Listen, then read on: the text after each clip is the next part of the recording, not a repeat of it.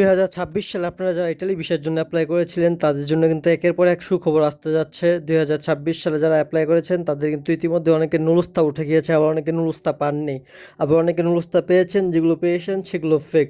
So এই বিষয় নিয়ে আজকে ভিডিওতে আলোচনা করার চেষ্টা করব। এছাড়াও জানার চেষ্টা করব যে কোন সময়ে নুরুস্তাগুলো বর্তমানে ওঠা শুরু হয়েছে এগ্রিকালচারের, এবং কোন সময়গুলো মোটামুটি ওঠার সম্ভাবনা প্রায় নেই বললেই চলে, সেগুলো জানার চেষ্টা করব। এছাড়াও কিন্তু কিছু শহর থেকে নুরুস্তা উঠতে শুরু করেছে এগ্রিকালচারে, সেগুলো আপনাদেরকে জানানোর চেষ্টা করবো। সো ভিডিওটি অবশ্যই শেষ পর্যন্ত দেখতে হবে, নাহলে কিন্তু আপনারা বুঝতে পারবেন না যে আপনি যে শহর থেকে আবেদন করেছেন সেই শহর থেকে আদৌ কোনো অনুরোধ উঠলো কিনা, বা সেই শহরে কোঠার পরিমাণ কেমন, বা সেই শহরের আপডেটটা কি, সেই সব কিছু আজকের ভিডিওতে আপনাদেরকে জানানোর চেষ্টা করব।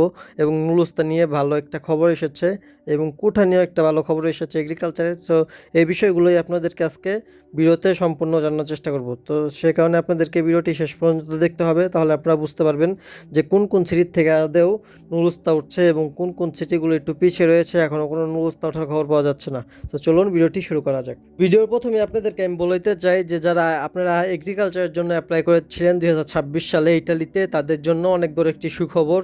সেটি হচ্ছে গিয়ে প্রথমে 10,000 এবং পরে কিন্তু 15,000, মোট 25,000 কোঠা কিন্তু বাড়ানো হয়েছে ইটালিতে এই এগ্রিকালচার ভিসার, যা বিগত বছরে কখনোই দেখা যায়নি। এরকম এগ্রিকালচারে এত পরিমাণে একটি কোঠা বাড়ানোর কথা, বা এত পরিমাণে কোঠা বাড়ানো কখনোই দেখা যায় নাই। কারণ বিগত বছরগুলোতে সরকার প্রথমে যে নির্দিষ্ট একটি কোঠা দিয়েছিল সবার জন্য, সেই কোঠাতেই কিন্তু লোক নিয়েছে, পরবর্তীতে আর কখনোই কোঠা বাড়ায়নি। কিন্তু এই 2026 সালে এই প্রথম যে একটি নির্দিষ্ট কোঠা সরকার দিয়ে দেওয়ার পরেও পরবর্তীতে আবার 25,000 কোঠা বাড়িয়েছে।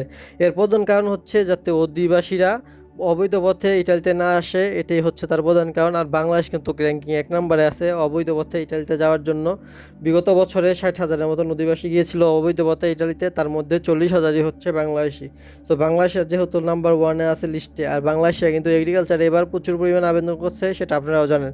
তো যার ফলে কিন্তু ইটালিয়ান সরকারও চাচ্ছে যাতে লিগেল পথে সবাই যেতে পারে। আর এবার যা আবেদন হয়েছে আলহামদুলিল্লাহ বেশিরভাগ আবেদনই রিয়েল, ফেক আবেদন খুবই কমই হয়েছে। আর সবার টাইমিংও কিন্তু খুব ভালো। যদি মালিক এবং সব কিছু ঠিক থাকে তাহলে আশা করা যায় যে অল্প কিছু দিনের মধ্যেই বাকি যে নুরুস্তাগুলো আছে সেগুলো উঠতে শুরু করবে। অনেকের কিন্তু জমা পড়ছে 2 মিনিট, 3 মিনিট, 4 মিনিট। সো তাদের জন্য কিন্তু একটা ভালো সুসংবাদ আসছে, আপনারা অপেক্ষা করতে হবে অবশ্যই। এবং যারা অনেকে নুরুস্তা পেয়েছে তাদের সময় ছিল 9টা 10 সেকেন্ড, 9টা 20 সেকেন্ড, 9টা 30 সেকেন্ড, 9টা 40 সেকেন্ড পর্যন্ত। ইতিমধ্যে কিন্তু অনেকের নুরুস্তা উঠে গিয়েছে ইনশাল্লাহ। তাদের মনে করেন ইয়াতে জমা দিয়েছে, বাংলাদেশ বিএফএ গ্লোবাল জমা দিয়েছে। দেন ওনাদেরকে 10 দিন একটা টাইমিং দিয়েছে যে আপনারা অপেক্ষা করেন, দেন আপনাদের পাসপোর্ট ইস্যু করা হবে। সো এটাই হচ্ছে ব্যাপার। এগ্রিকালচার যারা আবেদন করেছেন 2026 সালে, তাদের মতন সৌভাগ্যবান হয়তোবা আর কেউ নাই। বিগত বছরে এরকম সুযোগ কখনোই দেয়নি সরকার। আর এগ্রিকালচারে কিন্তু আপনি কিন্তু ইটালিতে যে কোনোভাবে আসলেই হবে, আসার পরে কিন্তু আপনারা একটা না একটা কাজ আপনারা পাবেনই। হয়তো 6 মাস লাগতে পারে, বা 7-8 মাস লাগতে পারে, একটু কাজটা আপনাকে খুঁজতে হবে, খোঁজার পরে আপনি কাজ পাবেন। আর বিগত বছরগুলোতে যা হয়েছে, মানে সৌদির মতন হয়ে গেছিলো ইটালিটা, যার ফলে কিন্তু সরকার এবার সব কিছুই খুব ভালোভাবে চেক করছে। মালিকের ঋদিত্ব, ট্যাক্স ফি, পরে মালিক যে আনবে আবাসস্থল দিতে পারবে কিনা, এগুলো সব কিছুই কিন্তু ইটালিয়ান সরকার এবার ভালোভাবে যাচাই বাছাই করছে। যার ফলে কিন্তু এবছরে আসাটা যেমন একটু টাফ হচ্ছে, এগ্রিকালচার বা স্পন্সর যে বিষয়তেই হোক না কেন, আসা একটু টাফ হলেও যারা আসবে তারা কিন্তু এবার একটা ভালো বেনিফিট পাবে, বা ভালো একটা সুযোগ সুবিধা পাবে। আর আপনারা জানেন ইউরোপ কান্ট্রি, এখানে কিন্তু সর্বনিম্ন বেতনও আছে 1,40,000-এর মতন। যারা বাংলাদেশে একদম সর্বনিম্ন কাজ করবে 1,150 ইউরো বা 1,40,000 বা 50,000 টাকার কাছাকাছি আছে বেতন। তো এটা আপনারা জানেন। এইসব মানে ইটালিতে আসতে গেলে আপনি একটুখানি সময় অপেক্ষা করতে হবে। যারা 2-3 মাসে ফাইল জমা দিয়ে মানে বিরক্ত হয়ে যাচ্ছেন বা এখনই আসার জন্য পাগল হয়ে যাচ্ছেন, তাদের কিন্তু ব্যাপারটা এরকম না। আপনাদের কিন্তু একটু অপেক্ষা করতে হবে। ইংলিশের জন্য ইউরোপ কিন্তু ভিসা হতে একটু টাইম লাগে। আর ইটালির ব্যাপারটা হচ্ছে, আপনার যদি একবার নুলুস্তা উঠে যায় তাহলে আপনার ভিসা হবে ইনশাল্লাহ। এটা সবাই জানে যে ইটালির নুলুস্তা মানে। তো এখন আপনাদেরকে আমি বলার চেষ্টা করবো যে আসলে আদৌ কোন কোন সিটিগুলো থেকে মানে এগ্রিকালচারের নুলুস্তাগুলো উঠতে শুরু করেছে। স্পন্সারের নুলুস্তা কিন্তু করতে আরও সময় লাগবে, এখনও কিন্তু স্পন্সারের নুলুস্তা ওঠার কোনো খবর পাওয়া যায়নি। মানে উঠেছে অল্প অল্প, 2-1টা উঠেছে, খুব রেয়ার কেস। কিসের জন্য স্পন্সরটা কিন্তু ভালোভাবে যাচাই বাছাই করা হয়, এবং স্পন্সর বিষয়ে যদি আপনি ইটালিতে আসেন সেক্ষেত্রে কিন্তু আপনার সুযোগ সুবিধা অনেক বেশি, 1 বছরের মধ্যে গ্রিন কার্ড হবে। সো এই ব্যাপারগুলো আছে। সো যার ফলে স্পন্সরটা সরকারও চায় ঠিকঠাক মতো একদম চেক করে পরে ইটালিতে আনার জন্য, যাতে করে পরবর্তীতে আর কোনো সমস্যার সম্মুখীন না হতে হয়। সো যার ফলে কিন্তু স্পন্সরটা খুবই চেকিং করা হয়, যার ফলে এটা একটু সময় সাপেক্ষ। এর ফলে স্পন্সরটা সময় লাগে। এখন আমি এগ্রিকালচারটা বলি যে এগ্রিকালচারে কোন কোন সিরিজ থেকে আদৌ মানে নুলস্থা উঠেছে। ভিসা মানে এম্বাসিতে জমাও দিছে, অনেকে দেখলাম আমাকে ছবি পাঠিয়েছিল যে ভাই এম্বাসিতে আলহামদুলিল্লাহ জমা দেওয়া হয়েছে, দেন আমাকে বলছে যে এতদিন অপেক্ষা করার জন্য। সো এই শহরগুলো হচ্ছে বাড়ি শহর থেকে উঠছে কয়েকটা, মদিনা শহর থেকে উঠছে কয়েকটা, জেনোভা থেকে উঠছে 3টার মতন, আর হচ্ছে গিয়ে আপনার ইয়া আছে কিংবা জেনোভা আছে, তারপরে হচ্ছে মিলানো আছে, রোম আছে, নেপোলি থেকে 2টা কাগজ উঠছে। সো এই কাগজগুলো মোটামুটি এগ্রিকালচারে এখন পর্যন্ত ওঠার খবর পাইছি। এছাড়া আরও বিভিন্ন শহর থেকে কিছু কিছু কাগজ, অল্প কাগজ উঠছে। এত শহরের নাম বলে তো ভিডিওটা অনেক বড় হয়ে যাবে, আর এত বড় ভিডিও আপনারা দেখতে চান না, যার ফলে বাকি শহরগুলোর নাম বললাম না। আপনি কোন সিটির থেকে আবেদন করছেন সেটা অবশ্যই কমেন্টে জানাবেন, তাহলে আপনাদেরকে আমি বলে দিব যে এই সিটি থেকে আদৌ এখনও নুলুস্তা উঠছে কি উঠছে না। সো যাই হোক, এই হচ্ছে নুলুস্তার ব্যাপারটা। এখন যখন আপনারা নুলুস্তা হবেন সেক্ষেত্রে পরবর্তীতে আপনাদের করণীয় করা কী হবে, বা অ্যাম্বাসিতে জমা দেওয়ার আগে আপনাদের কী কী কাজ করতে হবে।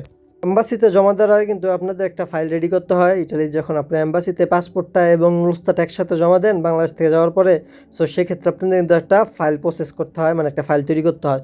ওই ফাইলটা তৈরি করার পরবর্তীতে আপনারা খুব ভালোভাবে দেখবেন যে আপনাদের ফাইলটা ঠিক আছে কিনা, নাম টাম এগুলো সব কিছু ওকে আছে কিনা। নামের বানাম কিন্তু অনেক সময় নুলুস্তাতে ভুল আসে, কারণ বাংলাদেশ যেহেতু নামের লেখা হয় এক সিস্টেমে, ইটালির নামের লেখার সিস্টেমটা কিন্তু অন্যরকম। আর ইটালিতে কিন্তু নামটা উচ্চারণ করে অন্যভাবে। ধরেন আপনার নাম হচ্ছে মারুফ, আপনাকে ইটালিতে করবে, উচ্চারণ করবে মারফা, মারফা এরকম একটা উচ্চারণ হবে, যার ফলে কিন্তু অনেক সময় নাম ভুল আসে নুলুস্তাতে। সেক্ষেত্রে কিন্তু ভিসা পাওয়ার ক্ষেত্রে অ্যাম্বাসিটি একটু ঝামেলা করে।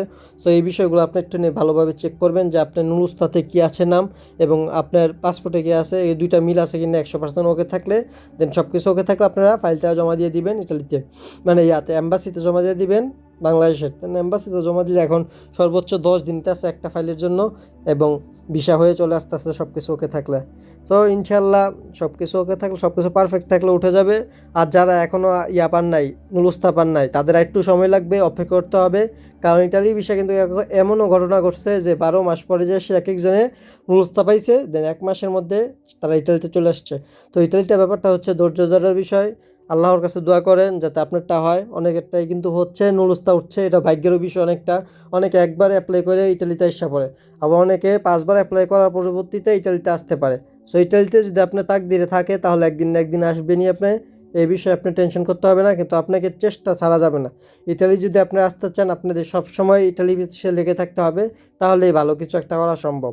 সো সেক্ষেত্রে আপনারা একটুখানি দোয়া করেন, যেহেতু রমজান মাস, আপনি একটু দোয়া টোয়া করতে পারেন। সো এই হচ্ছে ব্যাপার।